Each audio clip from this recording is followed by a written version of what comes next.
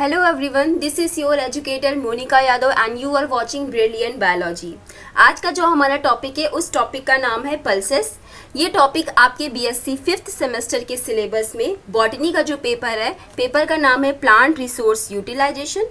उस पेपर में ये टॉपिक मेंशन है लेग्यूम्स के नाम से, तो आप लोग इससे कंफ्यूज मत होना। चाहे हम लेग्यूम्स की बात करें चाहे हम पल्सेस की बात करें, दोनों ही सेम कंटेंट आएगा, दोनों ही सेम बातें होंगी इसके अंदर। वीडियो स्टार्ट करने से पहले मैं आपको एक छोटी सी इन्फॉर्मेशन दे देती हूँ। ये वीडियो आपका 2 पार्ट्स में आएगा, पार्ट 1 एंड पार्ट 2। पार्ट 1 में हम जनरल कैरेक्टरिस्टिक्स के बारे में पढ़ेंगे लेग्यूम्स की, और पार्ट 2 में हम ये पढ़ेंगे कि कौन कौन से इंपॉर्टेंट पल्सेस हैं, उनका बोटानिकल नेम क्या है और उनकी फैमिली क्या है। तो चलिए वीडियो को स्टार्ट करते हैं। ये जो हमारी पल्सेस है इन्हें हम आमतौर की भाषा में घर में दाल बोलते हैं, ठीक। ये फैमिली फैबेसी से बिलोंग करती हैं और ये फैमिली फैबेसी का जो पुराना नाम है वो लेग्यूमिनेसी है। इसी लेग्यूमिनेसी से ही आया है वर्ड आपका लेग्यूम, क्योंकि लेग्यूमिनेसी फैमिली के जितने भी पेड़ हैं वो सब उनके अंदर जो फ्रूट निकलता है उस फ्रूट को हम लेग्यूम्स कहते हैं, और ये लेग्यूम्स जनरली हमारी पल्सेस कहलाती हैं जो हमारी दालें होती हैं। तो सबसे पहले हम लोग थोड़ा सा कैरेक्टरिस्टिक के बारे में जानते हैं इस फैमिली की। फैमिली फैबेसी के जो पेड़ होते हैं वो पेड़ आपको छोटे छोटे हर्ब्स से लेके बड़े बड़े ट्रीज में भी मिल जाएंगे। छोटे हर्ब्स में जैसे आपका मटर का पौधा हो गया, आपने देखा होगा बहुत ही ज़्यादा डेलिकेट स्टेम होती है, ज़मीन पे एक छोटा सा ग्रो हो रहा होता है। वहीं साथ में इसमें आपको बड़े पेड़ भी मिल जाएंगे, जैसे कि आपका गुलमोहर का पेड़ हो गया जिसे हम डालोनिक्स कहते हैं। बहुत सुंदर रेड कलर के इसमें फ्लावर्स निकलते हैं और ये एक पूरा ट्री होता है। नेक्स्ट अगर हम कैरेक्टर की बात करें, इस फैमिली के जो पेड़ हैं उनकी जो पत्तियां होती हैं वो कंपाउंड मिलती हैं और अल्टरनेट मिलती हैं।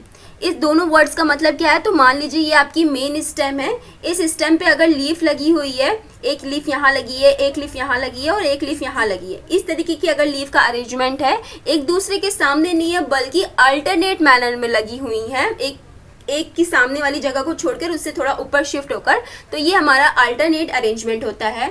वहीं कंपाउंड लीफ उन लीव्स को कहते हैं जो कि पिन्नेटली कंपाउंड होती हैं, डिवाइडेड हो जाती हैं। मान लीजिए ये एक आपका मेन स्टेम था, यहाँ से पेटियोल निकला और ये आपकी एक लीफ हो गई, जैसे कि आपने नॉर्मल देखी होगी। लेकिन कुछ जैसे कि आपने नीम का पेड़ देखा होगा या बहुत से ऐसे पेड़ देखे होंगे जिसमें मेन स्टेम से एक पेटियोल निकलता है, उस पेटियोल की भी ब्रांचिंग हो जाती है और फिर वहाँ पर आपको छोटी छोटी सी लीव्स दिखती हैं। देखने में वो बहुत बड़ी सी लीफ लगती है लेकिन वो एक्चुअली पिन्यूल्स होते हैं, और ऐसे लीफ को हम कंपाउंड लीव्स कहते हैं। इस फैमिली के पेड़ों की खास बात क्या है कि इस फैमिली के पेड़ों के जो रूट्स होते हैं उसमें स्पेशल टाइप की आपको गांठें मिलती हैं। उन गांठों को हम रूट नोड्यूल कहते हैं। ये रूट नोड्यूल एक टाइप का बैक्टीरिया का घर होता है। इसमें एक अच्छा बैक्टीरिया प्रेजेंट होता है जो कि हमारे इन्वायरमेंट के लिए बहुत बेनिफिशियल है। इस बैक्टीरिया का नाम है राइजोबिया, और ये बैक्टीरिया नाइट्रोजन को फिक्स करने में हेल्प करता है। हम लोग नेक्स्ट वीडियो में जब इसका बात करेंगे तब हम इसके बारे में पढ़ेंगे कि राइजोबिया क्या है। नेक्स्ट अगर हम बात करें जो हम लोग दालें खा रहे हैं या मटर खा रहे हैं उसका फ्रूट क्या है, तो आपकी जो ओवरी होती है वो ओवरी डेवलप हो जाती है पॉड में या फिर लेग्यूम में। फ्रूट कैसा होता है, सिंगल सीडेड फ्रूट होता है, ड्राई नेचर होता है, पानी का कंटेंट बिल्कुल नहीं होता है, सीड कोट इसका थोड़ा सा हार्ड होता है और इसे हम पल्स कहते हैं। नेक्स्ट अगर हम बात करें कि ये जो पल्स है हमारी दालें हैं इनकी ओरिजिन कब से हुई है, सबसे पहले ये कहाँ पर मिली थी, तो पल्स एक लैटिन वर्ड है जिसका मतलब है पल्स और पुल्टिस। इसे हम थिक सूप कह सकते हैं इन इंग्लिश टर्म, और इसका एविडेंस मिला है कि ये काफ़ी ज़्यादा पुरानी क्रॉप है। ऐसा माना जाता है कि सीरियल्स क्रॉप के बाद जो नेक्स्ट मोस्ट इम्पॉर्टेंट क्रॉप है वो आपकी पल्सेस की क्रॉप बन जाती है। सीरियल्स में आपके गेहूं, चावल, मक्का ये सब आता है, और पल्सेस में आपकी अरहर, चना ये सब दालें वगैरह आती हैं। तो स्टेपल फूड तो आपका सीरियल्स है, बट उसके अगर हम सेकेंड नंबर पर किसी क्रॉप को रखते हैं तो वहाँ पर लेग्यूम्स अपनी जगह बना लेता है। बहुत सारे एविडेंस ऐसे मिले हैं जो इजिप्ट में पिरामिड्स हैं, उन पिरामिड्स की जो वॉल है उन वॉल में इन पल्सेस का मटेरियल मिला है, जो कि कार्बन डेटिंग से पता लगाया जा रहा है कि लगभग ये 7,000 साल पुरानी क्रॉप है। ऑल्दो जो सबसे ओल्डेस्ट क्रॉप है वो वीट को बोला गया है, वीट को और बार्ली को कहा गया है कि सबसे ओल्डेस्ट क्रॉप है, लेकिन उसके बाद अगर हम बात करें तो पल्सेस का नाम उसमें आ जाता है। बहुत सारे जियोलॉजिस्ट ने अलग अलग जगह से एविडेंस लिया है और उनको पता चला है कि लगभग 5000 साल पहले से ये क्रॉप को इसका कल्टीवेशन हो रहा है और लोग इसे खाने की तरह इस्तेमाल कर रहे हैं। नेक्स्ट, ये क्रॉप जो है पल्सेस बहुत ही यूनिक क्रॉप्स मानी गई हैं। पल्सेस काफ़ी ही ज़्यादा अच्छी क्रॉप्स और यूनिक क्रॉप्स मानी गई हैं क्योंकि इनके अंदर एक अच्छी प्रॉपर्टी होती है कि ये नाइट्रोजन को फिक्स कर सकती हैं। अगर मैं आपको समझा के बताऊं कि ये पल्सेस का एक्चुअली कैसी होती हैं, तो इन पल्सेस को लेग्यूमिनस प्लांट कहा गया है। ये लेग्यूमिनस प्लांट होती हैं। सपोज़ ये आपका एक पेड़ है, ये आपका पेड़ है। इस पेड़ में नीचे की तरफ रूट्स होती हैं, ये पेड़ की रूट्स निकली हुई हैं। इनके रूट्स में एक स्पेशल टाइप के नोड्यूल्स गांठें बन जाती हैं, ठीक है। इन गांठों को हम कहते हैं रूट नोड्यूल्स। इन गांठों को हम क्या कहते हैं? इनको हम कहते हैं रूट नोड्यूल्स। जब हम इन रूट नोड्यूल्स को देखते हैं तो इन रूट नोड्यूल्स के अंदर एक बैक्टीरिया प्रेजेंट होता है। उस बैक्टीरिया का नाम आप लोग याद रखना, जिसका नाम है राइजोबिया। ये राइजोबिया बैक्टीरिया क्या करता है? ये राइजोबिया बैक्टीरिया एटमॉस्फेयर में जो नाइट्रोजन प्रेजेंट है, एटमॉस्फेयर में जो नाइट्रोजन प्रेजेंट है उसको ये लेता है और उसको नाइट्रेट में कन्वर्ट कर देता है, ठीक है। ऐसा क्यों जरूरी है? कि आपको पता है कि नाइट्रोजन का अमाउंट एटमॉस्फेयर में लगभग 78% है, बट प्लांट उसे डायरेक्टली यूज नहीं कर पाता है। उसको किसी की जरूरत पड़ती है कि वो नाइट्रोजन को वो कन्वर्ट कर पाए नाइट्रेट में, और ये नाइट्रेट अब ये प्लांट यूज करता है और जब इसकी डेथ होती है तो ये सॉइल में रिलीज हो जाता है।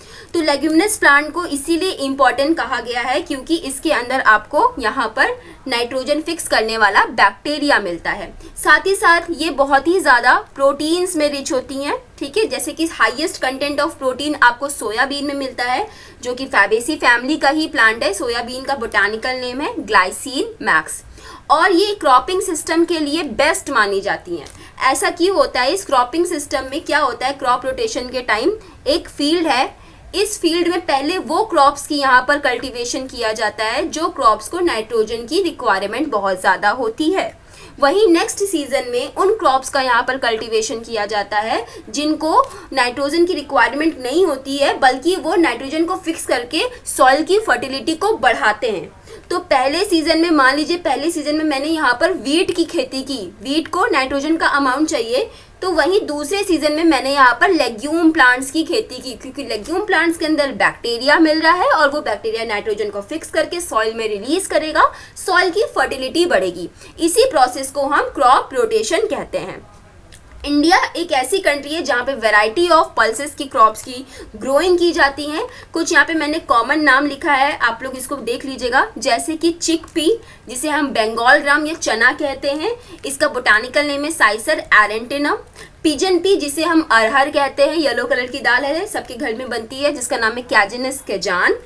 ब्लैक ग्राम, जो उड़द की दाल है, इडली डोसा बनाने वाली दाल है, उसका नाम है फैसिलिस वल्गैरिस या विग्ना रेडियाता। मूंग की दाल का विग्ना रेडिएटा नाम है, उड़द की दाल का विग्ना मूंगो नाम है, मसूर की दाल का नाम है लेंस कुलिनारिस, और लोबिया जो है आपकी काउपी, उसका नाम है विग्ना उंगिकुलाटा। तो यहाँ पे कुछ ये कॉमन नेम थे जो आप देख लेना बोटानिकल नेम के साथ कि ये दाल है। ऑल्दो इसका पार्ट 2 वीडियो आएगा जब हम इसे डिटेल में डिस्कस करेंगे।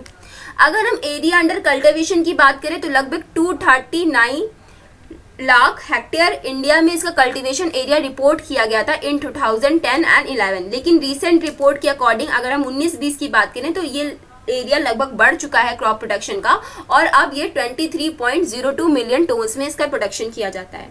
इंडिया को लार्जेस्ट प्रोड्यूसर कहा गया है पल्सेस के मामले में, और इस पल्सेस को दोनों ही क्रॉप में कैटेगराइज किया गया है, kharif crop and rabi crop.